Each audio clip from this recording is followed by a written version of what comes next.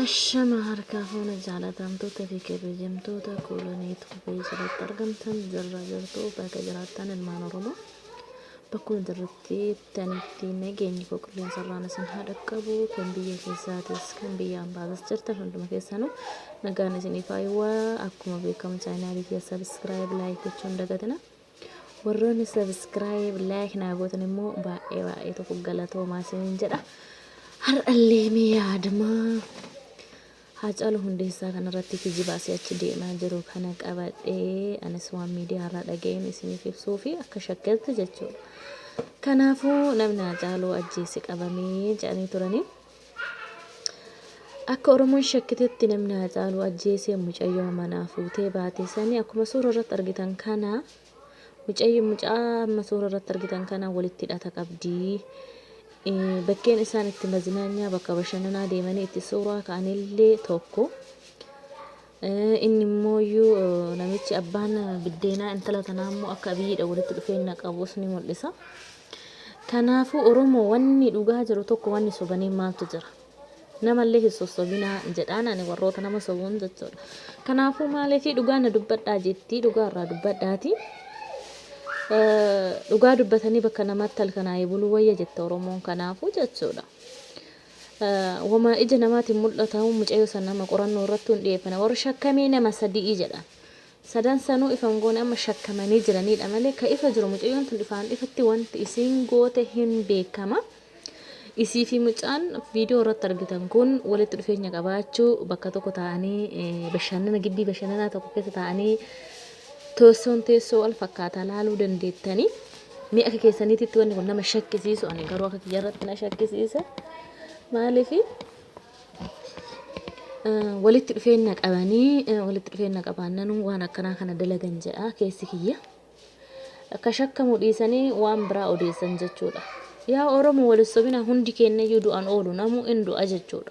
Dhugaa dubbachuu wayya namni gubbaa kanarratti hafu hin jiru dhakaanuun hafu jechuudha. Kanaafuu namni isa ajjeese baasaa jennaan asii dhaqanii naman taane ebaluu qabamee maaliin qabame kun kijiba. Mucayyoo tana namni maqaadha hin jiru kanuma mee yaada keessan komantii jalatti naa barreessaa.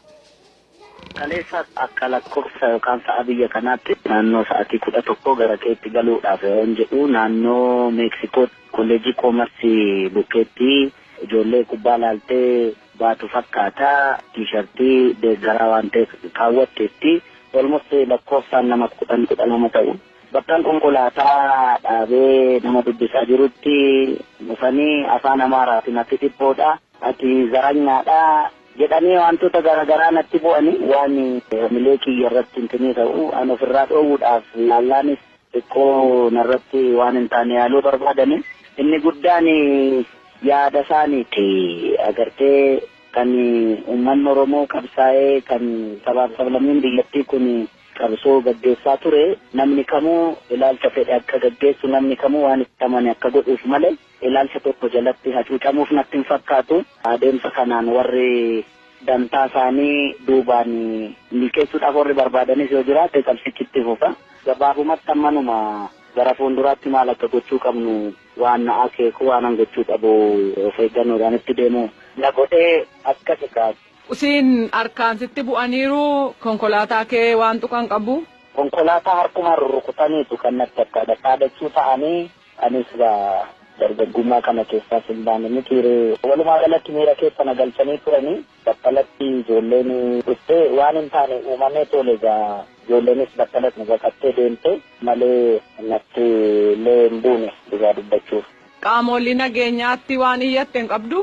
Ijoolleen hin bittimte ijoolleen kaanis ijoolleen Oromoo kun barattoota kanatti fakkaataa eessaatti argan hin beekuun ijoollee dhoowweesuma namnis gaarummaan akka wattan galee akkasii namoonni akkasii kun mirga argametti agartee fayyadamanii yakka raawwachuudhaaf socho'an kana biyyi kun biyya heerrii jirudha. Seeraan ala seera dawoo godhatanii qaamotiin seeraa akka gaaffii uummataa bara